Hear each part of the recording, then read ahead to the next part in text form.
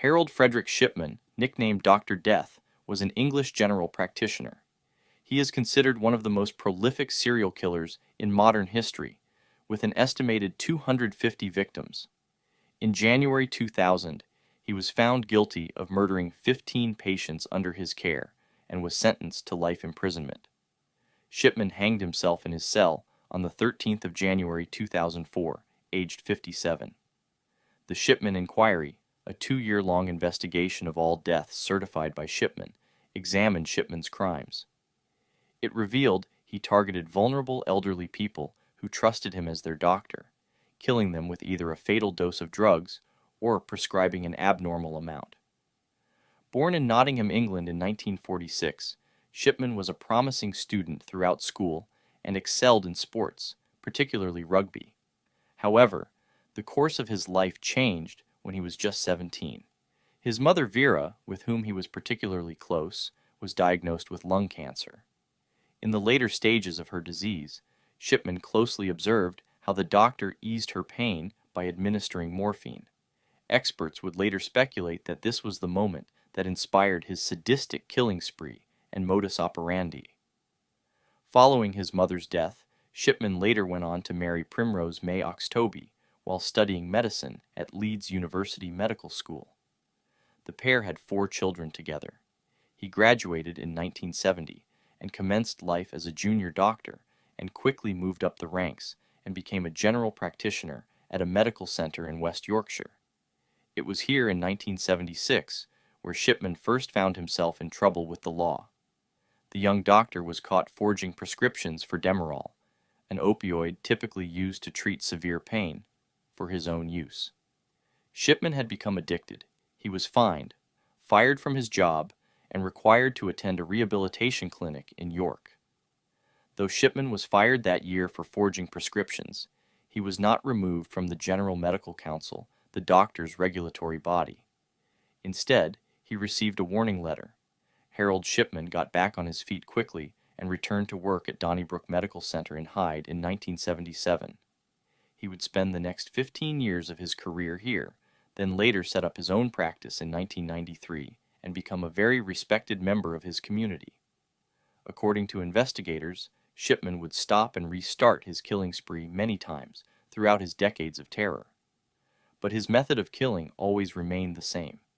He would target the vulnerable, with his oldest victim being 93-year-old Ann Cooper and his youngest 41-year-old Peter Lewis. Then, he'd administer a lethal dose of diamorphine and either watch them die right there or send them home to perish. In all, it's believed that he killed 71 patients while working at the Donnybrook practice and the remainder while operating his one-man practice.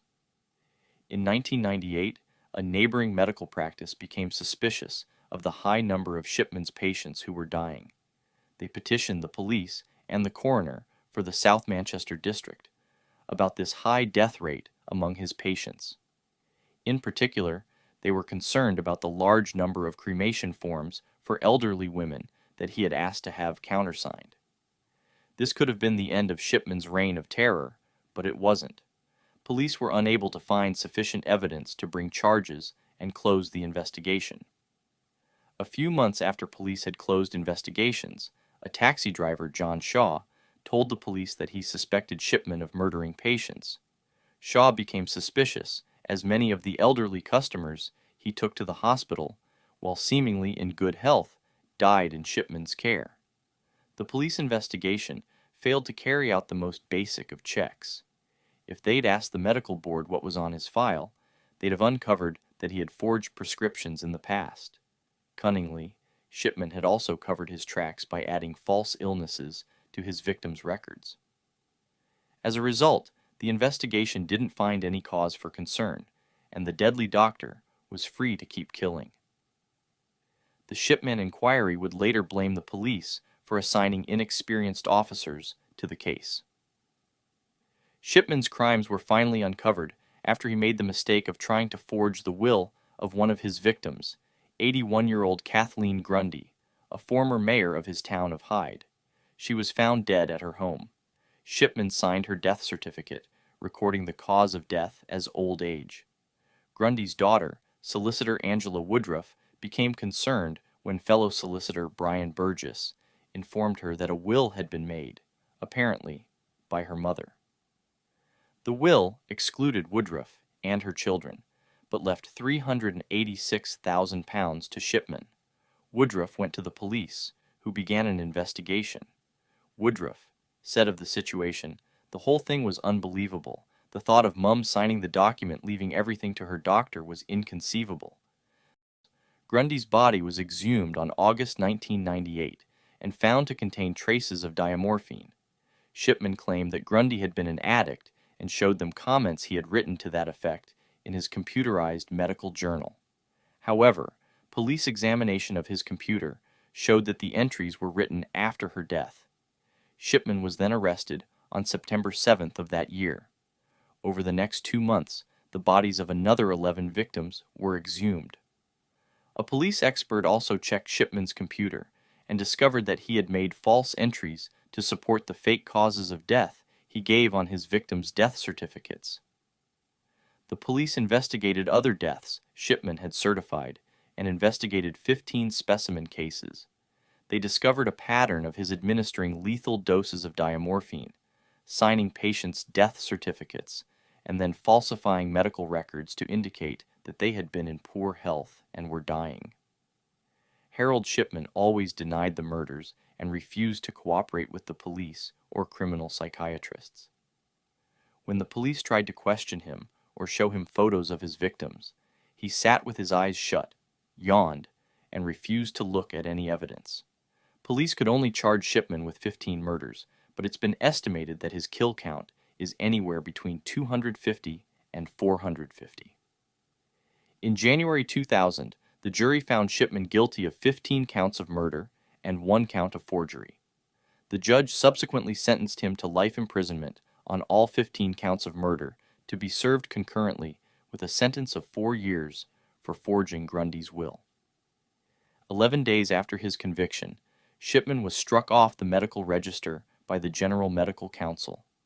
Shipman would later take his life in Wakefield Prison in West Yorkshire. On the day before his 58th birthday, Shipman was found hanging in his cell. A statement from the prison service indicated that he had hanged himself from the window bars using his bed sheets. Shipman's motive for suicide was never established, though he reportedly told his probation officer that he was considering suicide so that his wife would receive his pension and lump sum. Primrose Shipman later received the full NHS pension that she would not have been entitled to if Shipman had lived past the age of 60. After Shipman's body was released to his family, it remained in Sheffield for more than a year.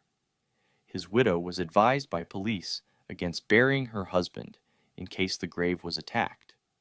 Shipman was eventually cremated on the 19th of March 2005 at Hutcliffe Wood Crematorium. The cremation took place outside normal working hours to maintain secrecy and was attended only by Primrose and the couple's 4 children.